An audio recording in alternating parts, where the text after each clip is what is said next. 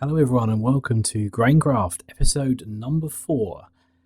So today is a sad day. I am moving out of this cozy little house of mine in the original village. I'm going to move out to somewhere bigger, better and with a very nice view over the ocean. Probably for the last time from this original village that we settled in near spawn. This is the plan for today.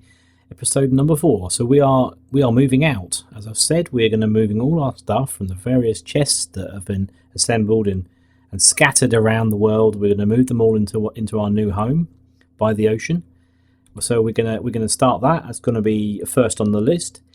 We are going to build an iron farm. One of my priority farms to get going. And once you've got iron, there's a lot of things that are possible. Certainly in terms of farming, and then.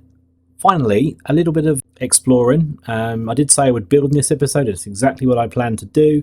However, there is some interesting shipwrecks that I've spotted on my travels that I haven't yet explored. So I'm going to hunt around and see what I can find. So I've ventured out in my trusty boat. It is night time and making it quite hard to navigate visually, but luckily I have my little map, mini map, to help me out. I've also found my first shipwreck, and as you can just see, my first treasure map. So we are treasure hunting, and yeah, it doesn't seem too far away. We seem to be covering, starting to form some of the colouring in the map. Well, we will shortly anyway. And this treasure hunt, as usual for me, took a long time to do. I never quite seem to be able to luck out with finding the treasure chests. But as you'll see from this clip, this time lapse, it took a lot of digging.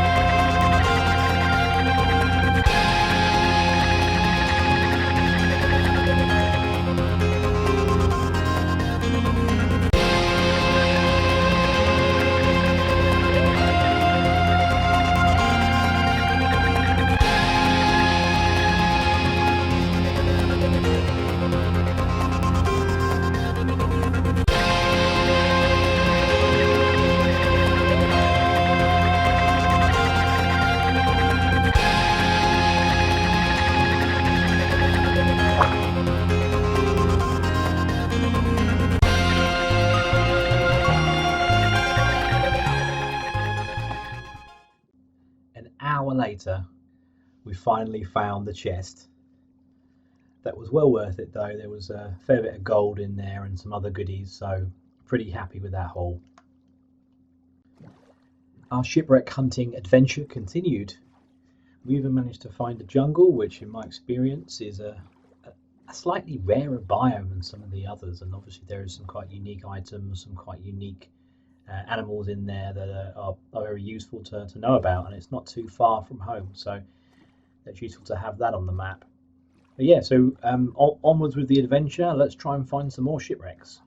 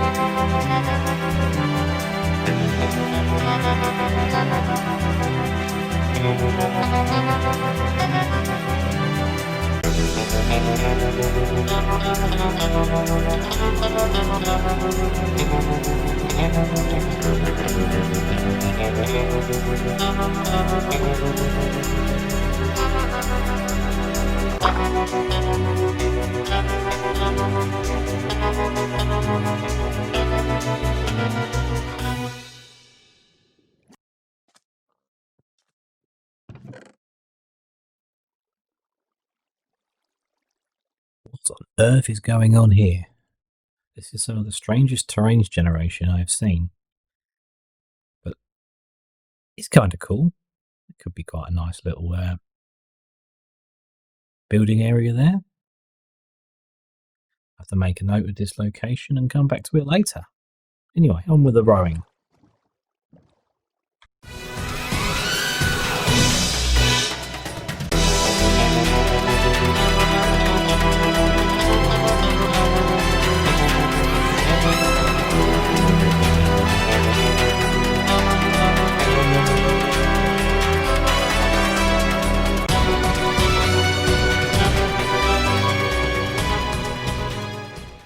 Is it the far lands?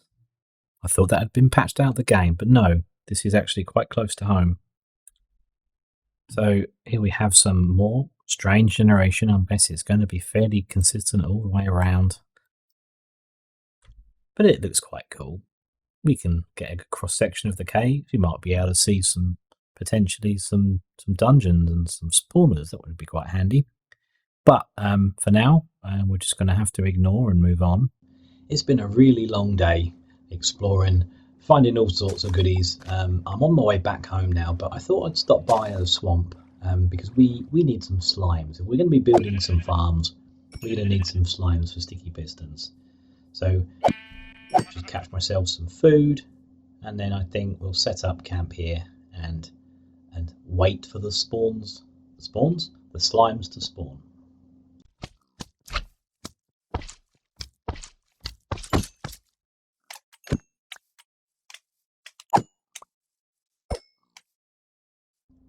And with those slime balls, we are now in a position to start building our iron farm. I've now collected all the items, which I'll just put away here for now. And these are all the items that you need to build a super simple iron farm. There's a link for this design in the description. As I've mentioned previously, it's a design by Logical Geek Boy in his Super Simple Farms series. I think that's what it's called. So yeah, we'll just grab a few more bits and then we'll get building. Farm is done now. I've built the area that will hold the zombie and a little little staircase to get up to that area. The next challenge is to find a zombie that actually is able to hold an item that you can give an item to, so that the zombie doesn't despawn. But this is a challenge because there aren't many zombies that do that. So I have to wait for a zombie. I've got to lure the zombie up here and then eventually lure them under this trapdoor, which they can't go past, and they will fall in the gap that I will mine. I will dig even into the hole. Sounds simple. We shall see.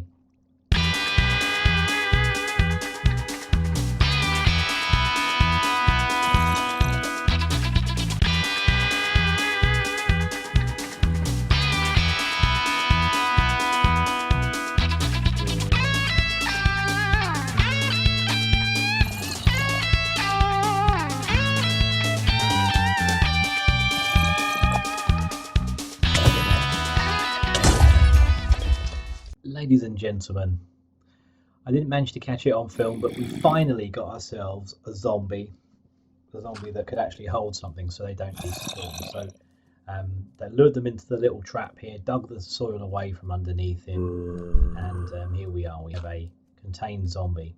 So the next stage in the process is to get the villagers in. You'll also notice that actually something else that I've done since the last take is the beds are now in place. So there are 6 beds floating 6 blocks away from the zombie, just about in eye line. These sticky pistons up here were needed just to the on-off switch effectively. When they're extended, they lower the glass to block the view of the zombie, effectively turning the farm off so the villagers aren't scared. But yes, so now I just need to build a platform to get to the beds for the villagers, and then bring the villagers over to connect them to the beds. And I'm not looking forward to that. One thing I forgot to mention actually, now we've got the zombie in, is before we bring the villagers in, we need to build the actual killing traps for these golems, so that first of all they have a spawn platform to spawn on, and then the water that we produce, that we will put down, will move them across to the killing area in the corner. It's a pretty simple design, and then once the golems are dead, the iron and the red flowers will be collected into some hoppers and then put into a chest. Nice and simple. So let's get on with that.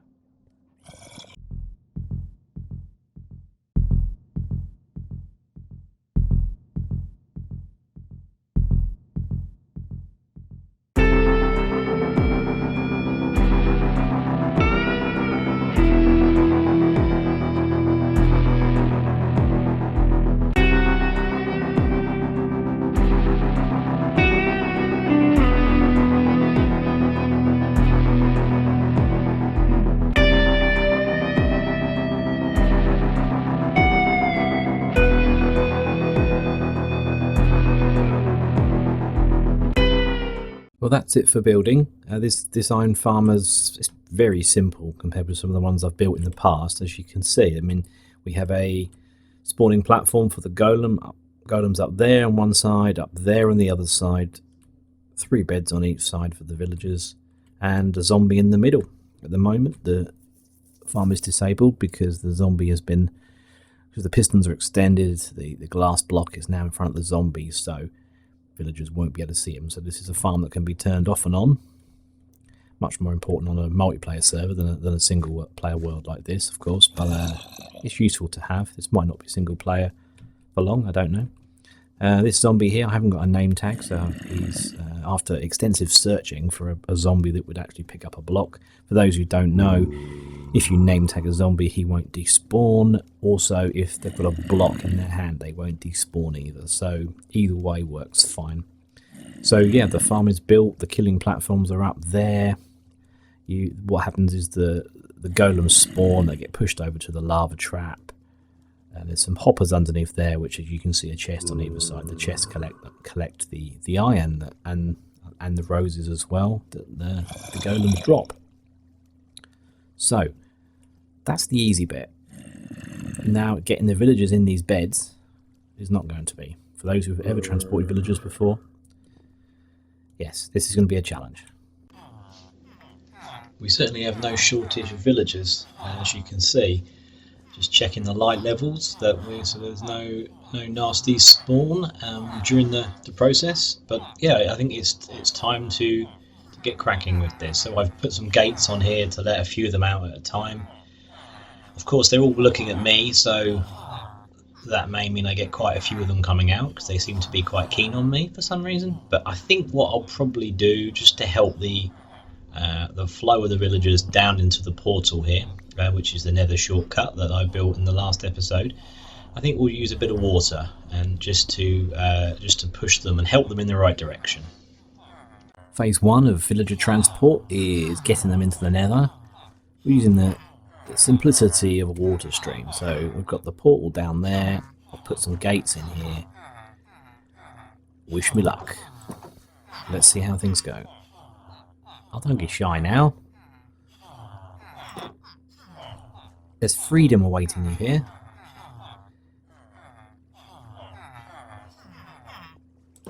Okay, we'll try one for now. Out, and I missed this bit.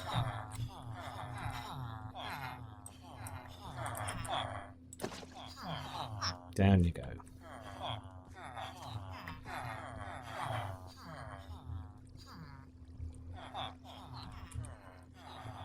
Now, of course, I could use rails, but I'd rather not, because I've got gravity on my side here. Of course, that is an option if this doesn't work, but we'll try it out. Also, in an update since the last episode, I've been busy, and you may remember the travesty that was my efforts to try and defend myself in the nether, and I thought, if I can't defend myself, then I've got no chance of defending the villagers. So I've built this shelter here to try and get them down to the other portal in relative safety. Of course, this is not quite so straightforward because he appears to be doing his own thing and he's gone back.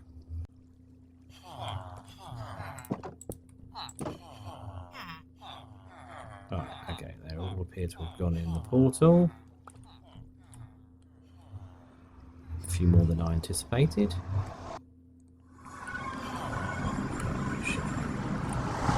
Should block them off.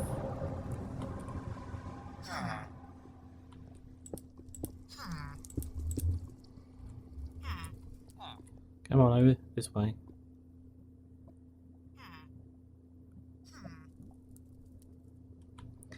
I think railway might have to be used to get them down here.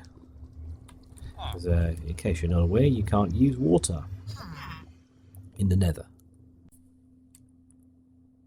By way of an update, we have, by using a combination of beds to lure them through the Nether and up the steps, we have lured successfully 2 babies.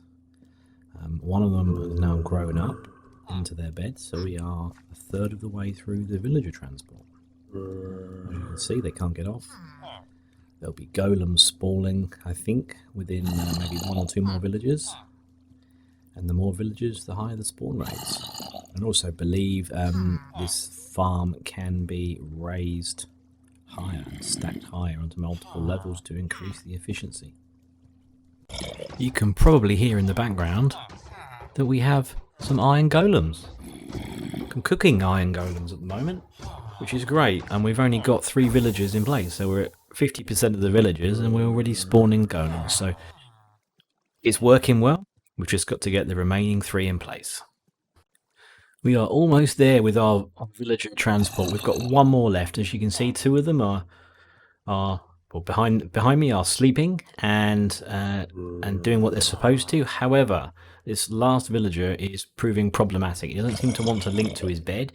I'm guessing it might be because I've got a bed that I use on the ground, and he's linked to that, and he's trying to find a way to get to that.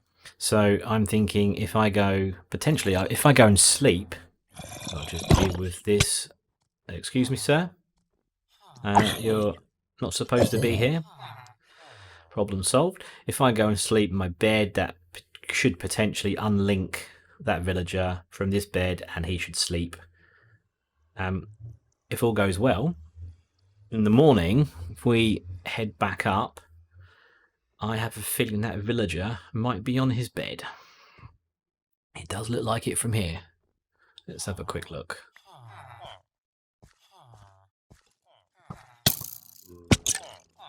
Oops. What was that? Oh, skeletons. No time for you, I'm afraid, at the moment. Brilliant. Right, we are in business, so I just need to get rid of this block here, and I can remove everything else now. We are villagers. We are villager complete. They are all stranded on their little bed islands, and we should really start to see some golems spawn now. The farm should now be complete. We have 6 villagers, all on their beds. We have already seen a couple of golems in the process of building it, as we've got more villagers up there. Oh, there is one up there somewhere I can hear. So we have iron coming, and we have very, very rudimentary storage system at the moment. Just 1 double chest on each leg, on each side, I should say. The switch is powered on, powered off, which is retracting the pistons, which allows visibility of the villagers, of the zombie. Again, zombie with the block, so it won't despawn.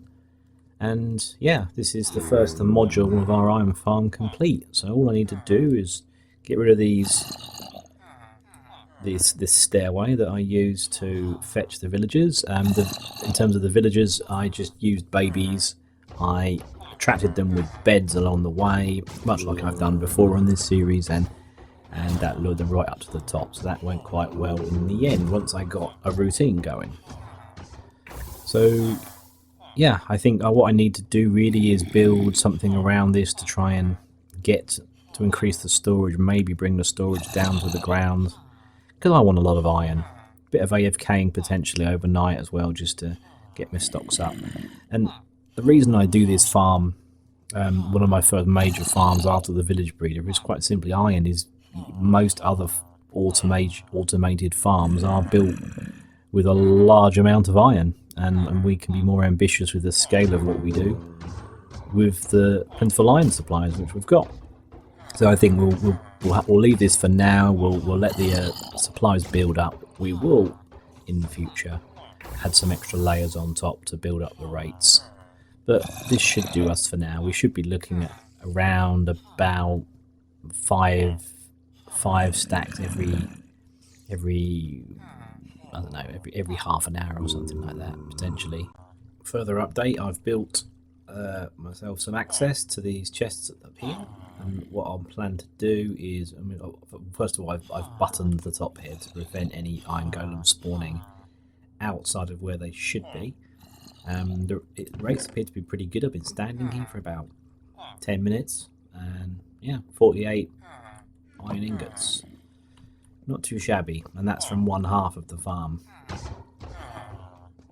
Over here we have 40, which is interesting because I built this side first, and it started generating golems first. So I'll have to check that everything is in the right place over here. But yeah, it appears to be going well. And once I've got enough iron from this setup, I'll probably use some more hoppers to connect them together and bring them down to the ground so that we can get some real stacks of iron going on.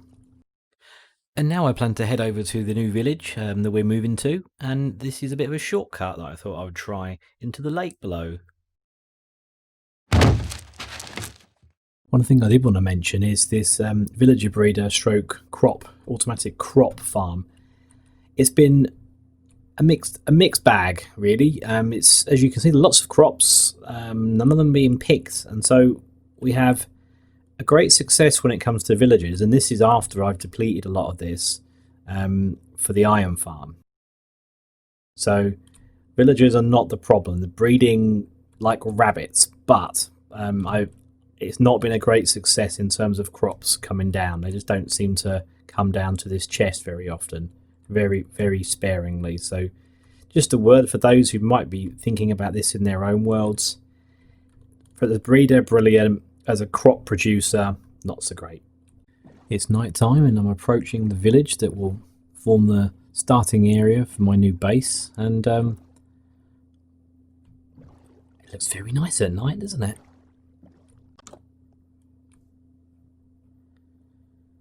Good morning, doggy. So, whoa!